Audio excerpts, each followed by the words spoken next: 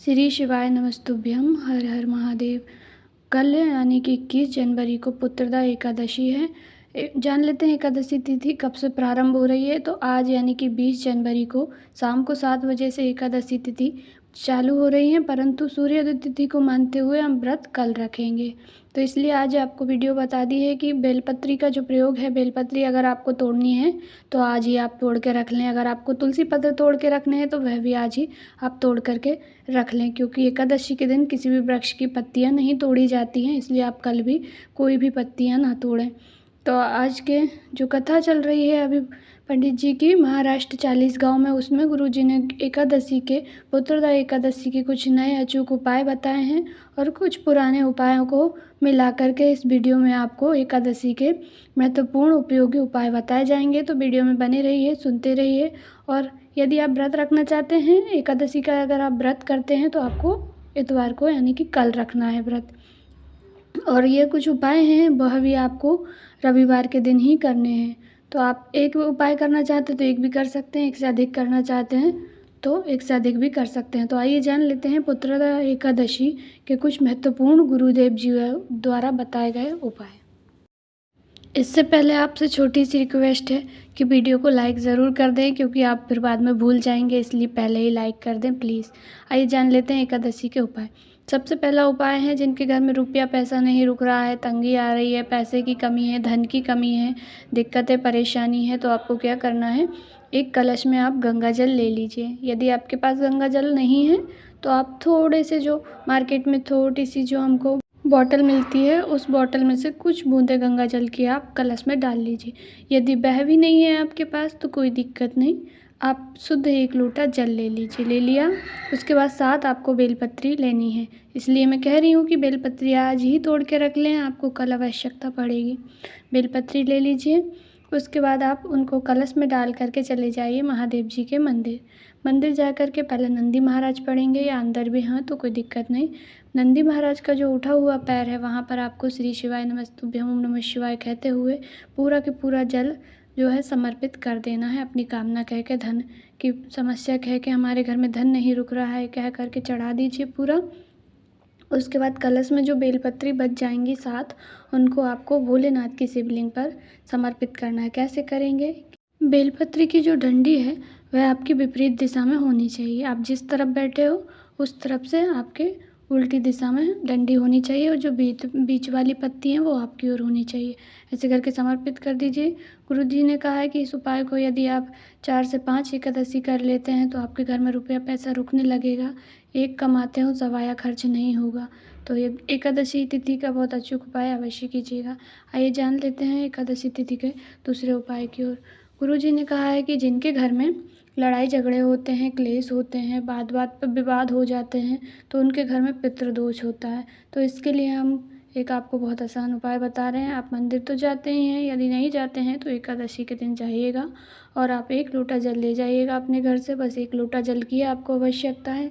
जब आप जल समर्पित करें, जल समर्पित करते समय आपको बोलना है स्वधा स्वधा स्वधा, या तो आप स्वधा स्तोत्र का पाठ भी कर सकते हैं। जल समर्पित करने के बाद, स्वधा बोलने के बाद आप बाहर आकर के, जहाँ पर भी नंदी महाराज हैं, नंदी महाराज के पास बैठकर आप जो है स्वधा स्तोत्र का पाठ कीजिए। आपको गूगल की सहायता से मोबाइल पर इजीली मिल जाएगा, या तो आपके पास कोई बुक है, पुस्तक है, तो उसमें से आप स्वधा स्तोत्र का पाठ कर सकते हैं।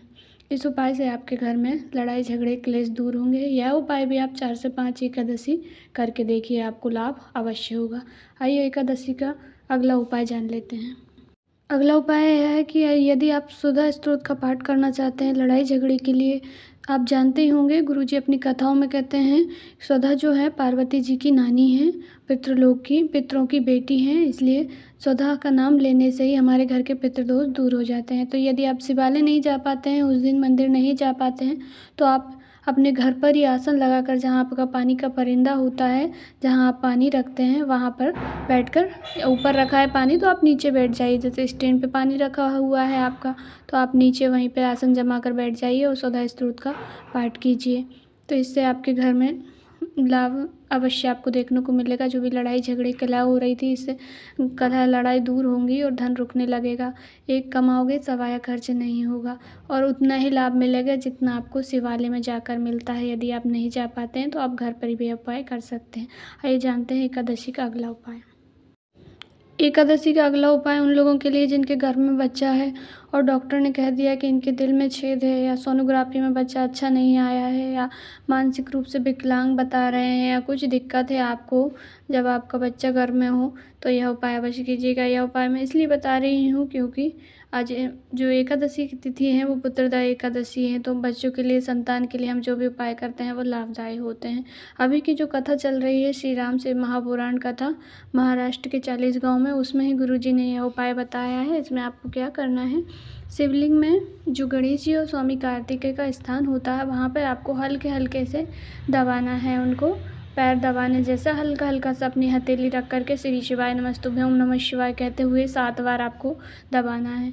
तो आप जा कर के फिर बाद में सोनोग्राफी जांच कराइएगा। यदि डॉक्टर ने पहले आपसे बच्चा गिराने का कह दिया था कि बच्चा स्वस्थ नहीं है, धड़कन नहीं चल रही है, तो 15 दिन बाद इस उपाय को करने के बाद आप चेक कराइएगा, आपका बच्चा पूर्णतः स्वस्थ ही बताएंगे। अवश्य कीजिए। आइए जान लेते हैं एकादशी का अगला उपाय। अगला जो उपाय है वह जिनका विवाह नहीं हो रहा है, शादी नहीं हो रही है, 30 साल 32 साल 40 साल उम्र हो गई, उनके लिए गुरुजी ने अभी की कथा जो चल रही है उसी में यह उपाय बताया है। तो इसमें क्या करना है आपको, जिनकी शादी नहीं हो रही उनके हाथ से पहले आप 1 लोटा जल भोलेनाथ की शिवलिंग पे समर्पित करवा दीजिएगा। उसके बाद 1 बेलपत्री को आपको माता अशोक सुंदरी को स्पर्श करा के, चढ़ाना नहीं है, बस स्पर्श कराना है। स्पर्श करा के भोलेनाथ की शिवलिंग पे ऐसे समर्पित करना है कि डंडी का जो मुख होगा वो जलाधारी की तरफ होगा, जिस तरफ से जल नीचे गिरता है उस तरफ करके, और बेलपत्री को आपको चढ़वा देना है श्री शिवाय नमस्तुभ्यं, ओम नमः शिवाय कहते हुए। उसके बाद जो है माता अशोक सुंदरी का जहाँ स्थान होता है शिवलिंग में, वहाँ पर उनका हाथ रखवा कर, स्पर्श करा कर, हाथ रख के अपने हृदय की बात, अपनी कामना जो भी कहनी है वह कह देनी है बस। गुरुजी कहते हैं कि इस उपाय से 3 से 4 माह में आपका मंगल विवाह होगा।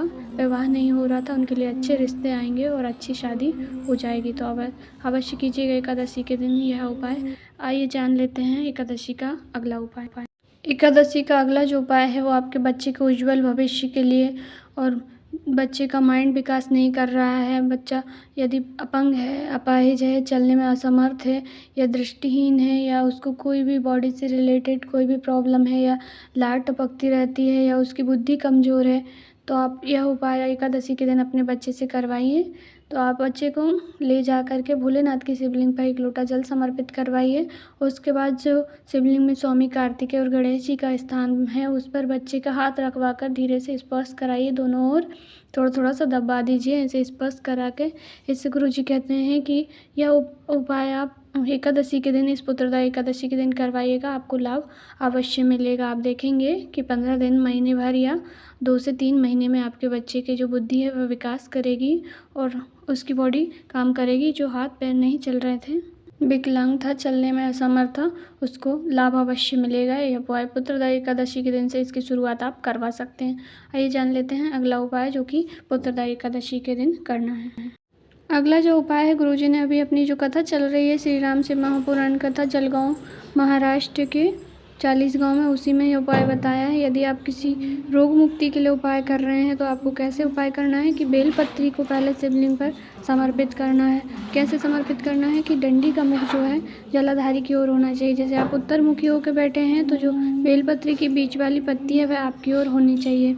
इसके बाद आप जल समर्पित कर दें और जल समर्पित करते समय आप कुंदकेश्वर महादेव जी का नाम लें, और बेलपत्री समर्पित करते समय भी कुंदकेश्वर महादेव का नाम लें। जल पूरा समर्पित कर दें, उसके बाद थोड़ा सा जल अपने पात्र में प्राप्त कर लें, ज़्यादा नहीं लेना, थोड़ा ही लेना है, और लेकर के आ जाइए। और जो भी व्यक्ति बीमार है, जिसकी बीमारी ख़त्म नहीं हो रही है, उसको इस जल का आचमन करा दें। बस इतना ही करना है। इस उपाय से लगातार करके देखिए, आप एकादशी से शुरुआत कर दीजिए और लगातार ऐसा करके देखिए। एक बेलपत्री समर्पित कीजिए, उसके ऊपर जल समर्पित कर दीजिए, और उसके बाद जल ला करके जो भी बीमार व्यक्ति है या खुद हैं तो उनको पिला दीजिए, आचमन करा दीजिए। इससे आपको लाभ अवश्य मिलेगा। आज की वीडियो में बस इतना ही। यदि वीडियो आपको पसंद आई हो तो लाइक ज़रूर करें, और यदि आपके मन में कोई डाउट है, वीडियो से रिलेटेड कुछ पूछना चाहते हैं तो कमेंट करके अवश्य पूछें, और कमेंट बॉक्स में श्री शिवाय नमस्तुभ्यं, हर हर महादेव, ओम नमः शिवाय अवश्य टाइप करें। भोलेनाथ आपकी सारी मनोकामनाएं पूर्ण करें। श्री शिवाय नमस्तुभ्यं।